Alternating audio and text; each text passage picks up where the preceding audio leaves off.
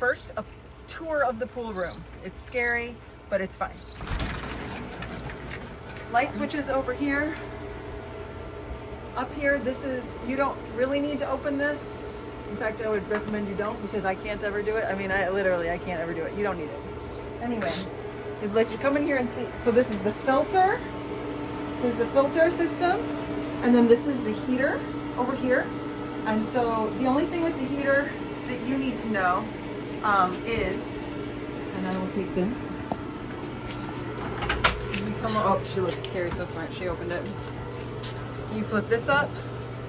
And right now it says off, water temperature 86. You can make it hotter or colder. I'm not going to turn this on. I'll do it after we're done, and I'll show you how to turn it on. It'll just be on most of the time. The reason it's off is because I'm going to backwash, and this has to be off for 20 minutes to 30 minutes before you backwash, and that's because it'll melt because you're shutting off the water. And so then the machine needs to cool down, so because it always has water running through it. So this has been off, so this is not hot anymore. And now we're going to backwash. I know that we need to backwash it for two reasons. One, in the skimmer, it wasn't really sucking the water in very fast. And also, if you come over here and see this gauge, the gauge is normally around 10 or 14. It's way up here, which means there's a lot of pressure going on in there. So what we're going to do, and the instructions are here in writing, but we're just going to show you how we do this in here. So I'm actually going to come over here. This is the gasket that changes the direction of the water. This is the big sand filter, so actually it all goes through there and all the gunk gets trapped in here. And that's the filter. It's also, I can tell it's not running well because it's so slow. You shouldn't see anything like that in there. So what you do is you have to stop the water, tell it to backwash, start the pump again, let it backwash, rinse it, and then resume. So it says pool pump. This is a double switch. What I'm going to do is I am going to stop it. So, oh, look, quiet. How you work this is you push down. You always go clockwise, only clockwise. And then you put it to backwash. Turn it back on. Now, it says let run for 1 to 2 minutes. We're going to let it run for about a minute. What's happening while this is going on is it's running, normally it filters through in one direction, it's slowly shoving it up the other way and then discharging it out. It's through plumbing that's happening here, and it goes actually straight out to the street. If you went out to the sidewalk, you'd see it bubbling out from a little thing that pops up. You can also kind of hear it in the downspouts and things like that because you can just hear water rushing. So this is basically cleaning the filter because the filter is full. And that's why the water is not being pulled through as quickly, is because the filter's full. Picture your dryer lint catcher. It's full. We have to clean it up. So this is going to go on for about another minute or another, little bit. And so while that's going on, I'm going to take you on a tour of this. This is our salt meter, and you'll notice it says good. And here we've got a red. It says flow. And what it's saying is, oh no, there's not enough water going through this. Something's wrong. And that's because I'm cleaning the system, so no water is actually going through. Later, this will change to green again because the water will be going through this. But right now, it's literally not going beyond this. It's just cleaning. So now, it's been about a minute or so. So I'm gonna go to the next step. So the next step is rinse. So if you want to come and look at this. So the top one says filters, and then filters, and then over here you don't care about waste or anything. Here's backwash. That's what it's doing right now. And then up here is rinse. So now I'm going to move it to rinse. So what I do is I push down. Oh wait, how funny. Now I have to stop the pump. So in between each change, you got to stop the pump, and then you push down, go clockwise over to rinse. Turn it back on. And this you do for about 20 seconds. You don't have to do it for as long. It's rinsing it. I don't know why, but you have to rinse it. And so we rinse. I hope you're enjoying this tutorial. It's a little bit long, but you can just do it step by step with me now, right? Still, this is red because, again, we're cleaning. What we're going to do next is we're going to get it going, and then I'm going to show you how to also clean the filter in here.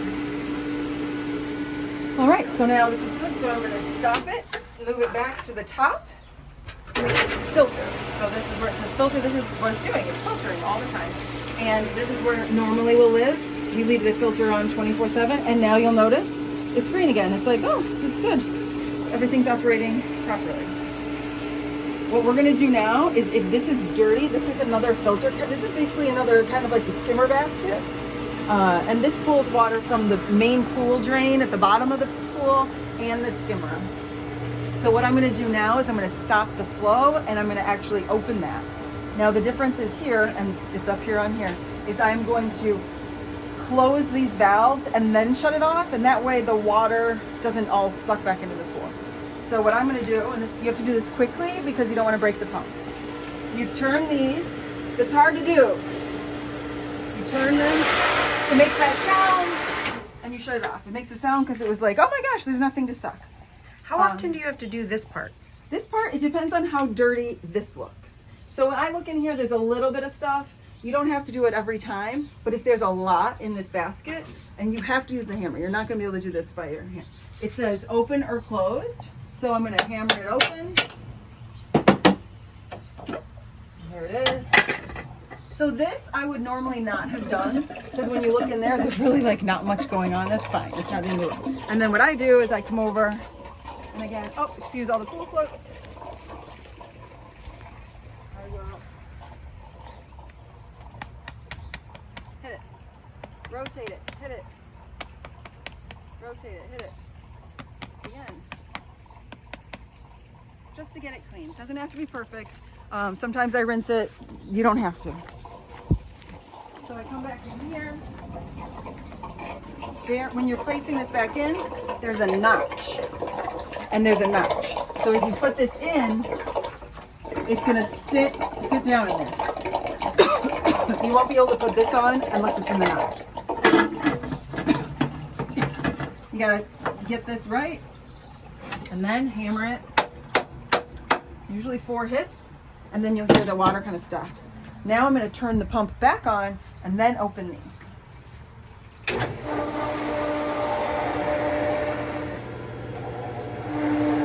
So if you see this, it's going to start filling up again. So right now there's no water. And what I've done is, now it's going to fill back up. There's a lot of air that was in there. Now I have to let the air out. And by doing that, I do this. So this is, you open up this valve, you see it's all jumping around. This will eventually, and it's fine that water is spraying, this will eventually just start shooting out just water. I turn this really far, and then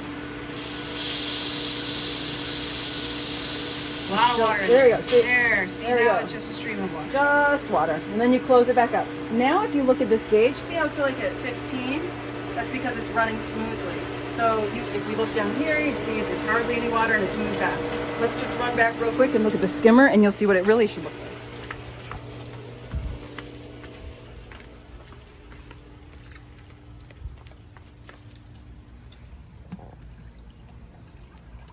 This is the speed at which it should be going. It's really sucking in the water, and that is how it cleans the top of the pool so well and pulls all the helicopters in. This you do have to check every day, because overnight it can get full, so you might have to empty the basket every day or every other day. And that is how you clean, how you backwash the pool. So if you do end up opening this door, the way you close it is you have to actually push this little piece of metal in like that way, up at the top, and then you can push this thing there. So it's got to be, it's like a combination of the two, and I can't seem to do it right now because it's an old door. I can't even do it. So there we go. Oh, sorry. That's all right. So you're pushing that way and up, and then it will shut it. To open it, you just need to get that thing down. So you just need to pull it down. Which I can't even pull it down. So it's hard to do. You don't have to do it because you can reach around and you can just flip this open and press the button and see everything. But that's how you do it if you do open it.